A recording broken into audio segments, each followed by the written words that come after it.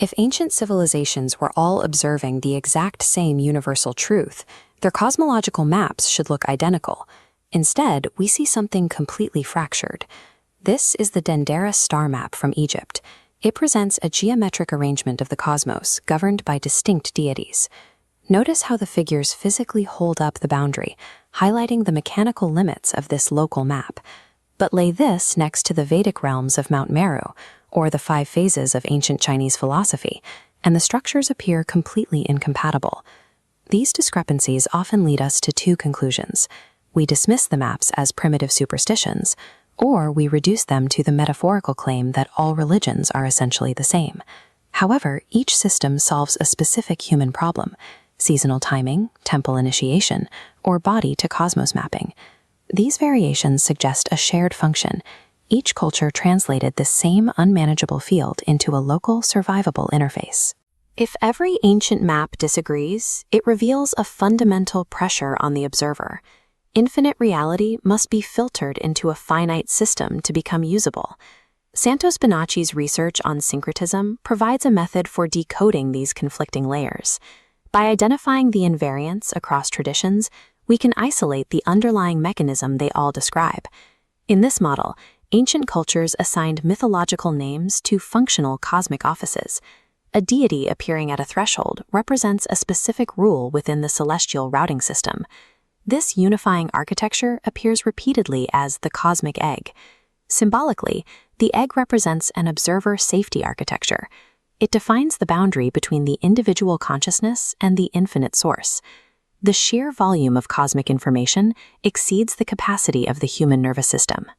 The shell steps down this intensity, functioning as a rate-limiting filter that ensures the observer can process reality without being overwhelmed. This boundary creates the stable environment necessary for human experience to persist.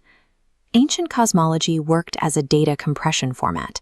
Myths stored complex system instructions for timing and routing before a technical vocabulary existed. Figures like Mercury or the Egyptian deity Thoth encode the mechanism of signal routing and memory processing. They represent the movement of information across the cosmic layers. The recurring gatekeepers found in global mythologies define transition logic.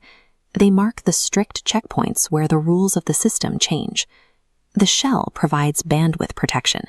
It deflects the surge of the infinite field, maintaining a calm, low-frequency environment for the finite observer within. These mythic details provide the specific instructions needed to navigate the limits of a reality that would otherwise be unmanageable. This celestial architecture finds a direct mirror in human biology. The outer cosmic shell corresponds to the inner nervous system. Bonacci's research suggests that a lack of presence and the accumulation of negative emotions create literal biological blockages.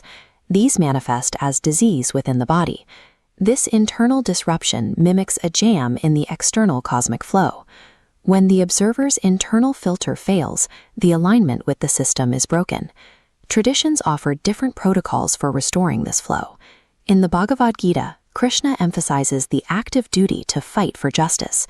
Conversely, the teachings of Jesus advocate for the passive act of forgiveness to release internal blockages.